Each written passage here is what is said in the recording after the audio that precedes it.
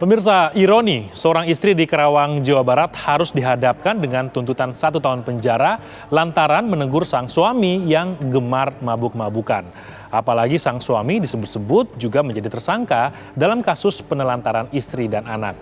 Tuntutan jaksa pun memantik respons dari Kejaksaan Agung Republik Indonesia. Lantas, sudah tepatkah jerat hukum yang dialamatkan kepada terdakwa Valencia? Berikut ulasan ragam perkara dalam tajuk Marahi Suami Mabuk, Istri Dipidana.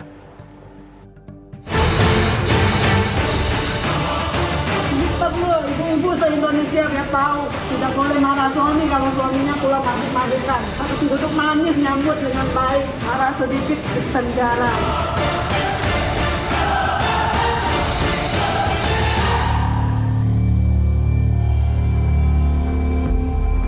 Buntut panjang seorang istri di Karawang dijatuhi hukuman 1 tahun penjara oleh jaksa penuntut umum lantaran diduga memarahi sang suami yang acap kali gemar meminum minuman beralkohol. Lantas apa landasan hukum yang menetapkan penetapan tersebut? Valencia, seorang ibu 2 anak asal Karawang, Jawa Barat mungkin tak pernah menyangka ia akan duduk di kursi pesakitan. Bagaimana tidak, hanya gara-gara menegur sang suami yang kerap pulang dalam keadaan mabuk, ia justru dipidanakan. Jaksa bahkan mengganjarnya dengan tuntutan 1 tahun penjara karena dianggap melakukan kekerasan dalam rumah tangga secara verbal. Suami mabuk-mabukan, dimarah, malah dipidanakan. Ini perlu ibu-ibu se-Indonesia biar tahu. Tidak boleh marah suami kalau suaminya pulang mabuk-mabukan. Harus duduk manis nyambut dengan baik. Marah sedikit di penjara. Ini saya punya 2 anak di rumah saya. Sebagai ayah, sebagai ibu. Dituntut 1 tahun. Saksi ahli harus dihadirkan, malah dibohong. Katanya nggak ada. Banyak kebohongan di hukum ini. Pihak Valencia menyayangkan saksi-saksi yang diajukan justru diabaikan dan tidak dipertimbangkan keterangannya. Upaya-upaya kami kan dilihat dari segi dakwaan jaksa penuntut umum kan. Apakah tuntutan dari jaksa penuntut ini masuk atau tidak seperti itu kan. Ya kalau analisis kita ya kita mohonlah supaya tuntutan jaksa penuntut ini ditolak. Ditolak ya, harapan besar harapannya ya. Seperti itu. Di sisi lain, suami Valencia, Chan Yu-jing membantah jika dirinya sering pulang dalam kondisi mabuk, sering memarahi, dan menelantarkan keluarganya. Usut punya usut, rupanya sang suami juga berstatus terdakwa dalam kasus penelantaran istri dan anak di Pengadilan Negeri Karawang. Saya juga usir sampai itu bilang saya jangan dia anak. Ya ketemu anak saya ke sekolah dia anak, ya lalu itu saya lapor, ya nanti sisa itu jelas dikasih masalah saya mohon apa saya bahasa pulangan saya. Ini bahasa Indonesia siap. Apa yang disampaikan Ibu Valencia kemarin ya bahwa dia dituntut karena marah-marah itu sebenarnya tidak tepat karena laporan dari Pak Chan dulu selaku suaminya itu karena beliau itu diusir dari rumah. Itu ada rekaman percakapannya, ya teleponnya marah-marah sambil maki-maki kan. Nah kemudian dilarang ketemu anak, dipersulit lah ketemu anak, sehingga Pak Chan harus nemuin anaknya itu di sekolah. Nah sebenarnya sesimpel itu sih masalahnya.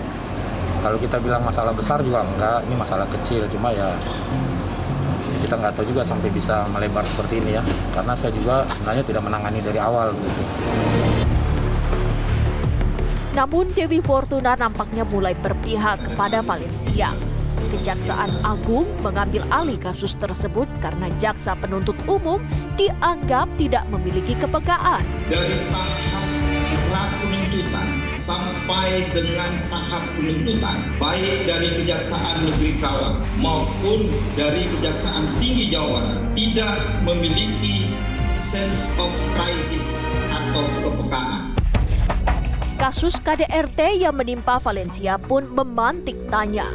Bisakah kemarahan Valencia kepada sang suami yang disebut gemar mabuk-mabukan bisa menjadi alat bukti laporan polisi? Ini bukan marah sembarang marah ya, tapi marah yang barangkali disertai dengan caci maki, sumpah serapah, kemudian mengusir suami, mungkin melempar barang berbahaya ke suami dan sejenisnya. Jadi ini sebutlah marah yang ekstrim.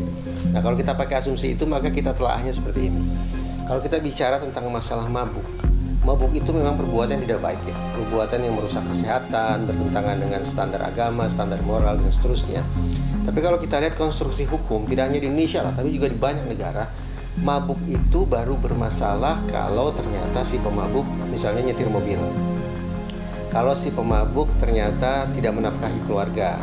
Kalau si pemabuk ternyata melakukan perbuatan-perbuatan pidana. Dengan kata lain, mabuk semata ternyata bukan persoalan pidana.